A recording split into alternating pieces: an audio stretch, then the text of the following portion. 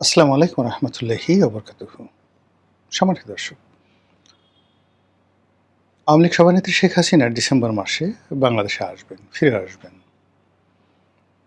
কেন আসবেন, কিভাবে আসবেন, এটা নিয়ে আলোচনা সমালোচনার শেষ নেই। যারা তাকে খুব ভয় পান, তারা নানা রকম সান্ত্বনার বাণী খুঁজে বেড়াচ্ছেন যে এই কারণে তিনি আসবেন না।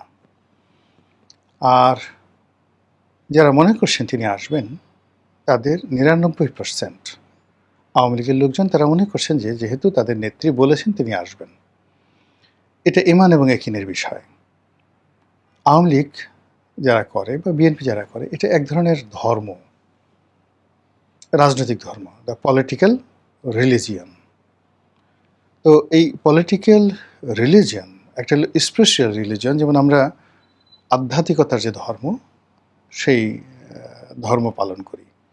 ধর্ম কিন্তু বিভিন্ন, মানব ধর্ম, পশুদেরও একটা ধর্ম আছে, প্রকৃতির একটা ধর্ম আছে, নদীর একটা ধর্ম আছে।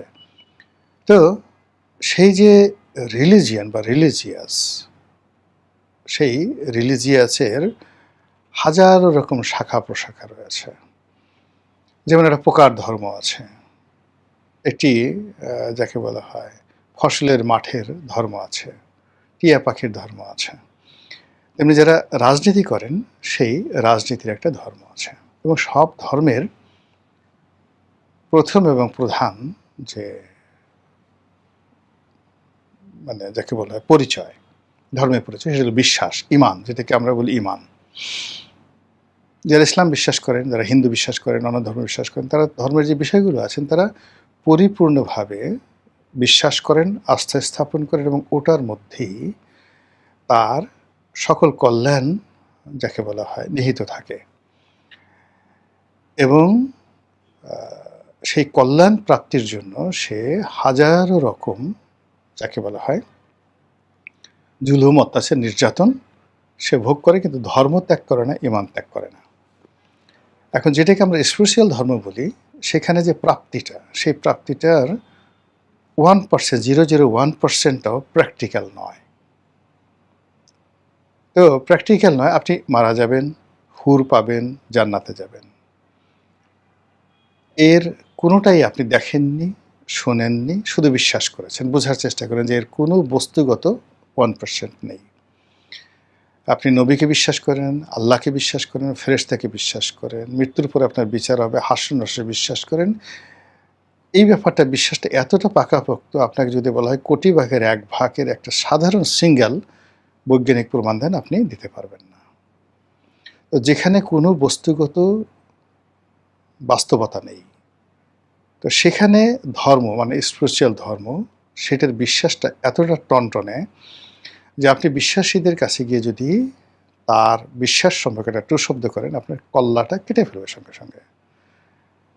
তো সেই দিক থেকে অন্যান্য যে ধর্মগুলো আছে, বাস্তব ধর্ম, মানব ধর্ম, এই ধর্মের অনেকগুলোর যাকে বলা হয় বাস্তব মূল্য রয়েছে, বাস্তবের অস্তিত্ব রয়েছে, বস্তুগত যেটাকে বলা হয় সাবস্ট্যান্স রয়েছে।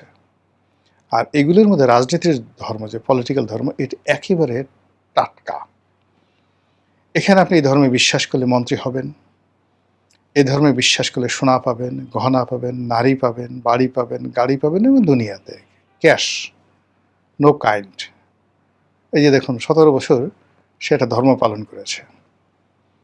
ধর্ম পালন করার পরে সে সঙ্গে সঙ্গে এখন হুর বলেন, পরী বলেন, মদ বলেন, নারী বলেন, জুয়া বলেন, যা কিছু বলেন, সব কিছু সে পাচ্ছে। তো এই কারণে হয় কি যে পলিটিক্যাল রিলিজিয়নের জন্য মানুষ বেশি স্যাক্রিফাইস করে, ইভেন বেটার দ্যান রিলিজিয়াস, মানে যে বলা হয় স্পিরিচুয়াল রিলিজিয়ান। তার চাইতে মানুষ পলিটিক্সের জন্য তার যে বিশ্বাসটা থাকে অনেক অনেক বেশি, এবং সেই বিশ্বাস থেকেই আওয়ামী বিশ্বাসীরা বা আওয়ামী ধর্মের যারা মানুষ রয়েছেন, তারা মনে করেন শেখ হাসিনা যা বলেছেন সত্য বলেছেন, তিনি আসবেন, এবং বলেছেন যেহেতু তিনি আসবেন, এর বাইরে কোনো বাংলা কথা নাই, ইংরেজি কথা নাই, দাড়ি কামা কোনো কিছু নেই। এর বাইরে যারা শেখ হাসিনার কাউন্টার, তাদের একটা ধর্ম আছে। যেমন যদি ইসলাম ধর্ম চিন্তা করেন না, তাহলে তো পৌত্তলিকই থাকে না, পৌত্তলিকতা কোনো ধর্ম থাকে না। আবার আপনি যদি সুন্নি ধর্মকে পালন করেন তাহলে শিয়া থাকে না, শিয়া ধর্ম পালন করলে সুন্নি থাকে না। তদ্রূপ যদি আপনি আওয়ামী লীগ করেন তাহলে বিএনপির ধর্মটা থাকে না। আপনি পরধর্ম সহিষ্ণু হতে পারেন, কিন্তু কোনো অবস্থাতেই পরধর্মের প্রতি পীড়িত আপনার থাকা চলবে না। তো সেদিক থেকে শেখ হাসিনার যারা লোকজন তারা তার আগমন নিয়ে যেভাবে চিন্তা করছে, তার প্রতিপক্ষ যারা আছে তারা ততোধিক নেতিবাচক চিন্তা করছে। তো এরকম ৭টি কারণ আমি খুব সংক্ষেপে বলে মূল বিষয়টি যেটা আলোচনা করব সেটা হলো শেখ হাসিনা যে আসবে, আসার যে বস্তুগত, এটা কোনো বিলিভ নয় বা ইমানি কোনো বিষয় নয়। মানে এটা কি আসলে সম্ভব কিনা বা ইতিহাসে এরকম ঘটনা কয়বার ঘটেছে, এরকম কিছু কাহিনী বাস্তবভাবে বলবো। এই যে ধরুন এখন প্রথমে বলে নিই যে শেখ হাসিনা আসবে না, এরকম ৭টা কারণ। একেবারে হালকা পাতলা কারণ, সে মরে যেতে পারে।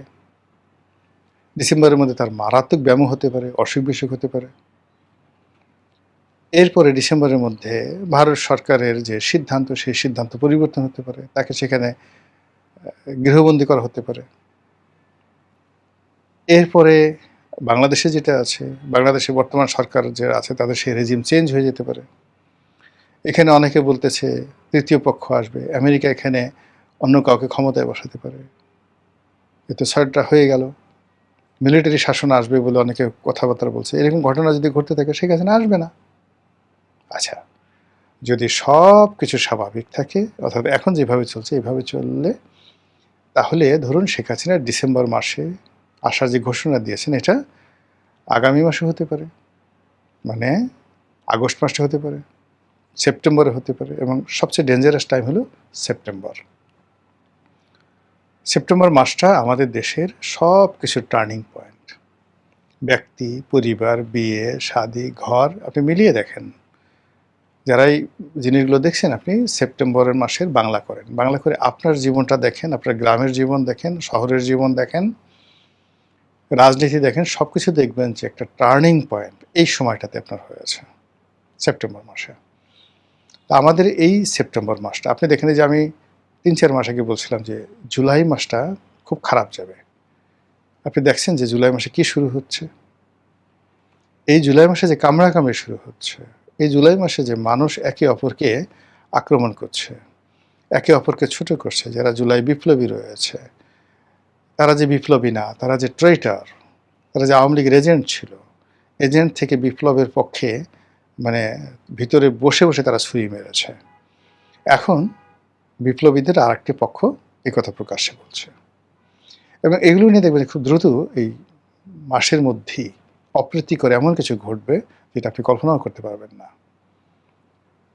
তারা বলার চেষ্টা করছে যে এই জুলাই মাসের ডিজিএফের একটা গ্রুপ ছিল যারা ডিজিএফের গাড়িতে ঘুরে বেড়িয়েছে, ছাত্রলীগের একটা গ্রুপ ছিল যারা ছাত্রলীগের শেল্টার নিয়ে তারা এই জুলাই আন্দোলনের মধ্যে ঢুকে পড়েছিল,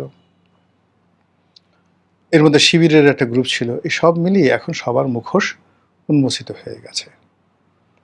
কে যে ইমানদার, কে যে বেঈমান, কে যে মুনাফেক, এই বিষয়গুলো আসলে এখন হাতাহাতি করা ছাড়া, একে অপরের মানে পাঞ্জাবি টেনে ছিঁড়ে ফেলে এখন উদম করে দেওয়া ছাড়া কোনো অবস্থাতেই কারো ক্রোধ দমন হচ্ছে না। জুলাই মাস যাওয়ার পর দেখবেন আগস্ট মাস।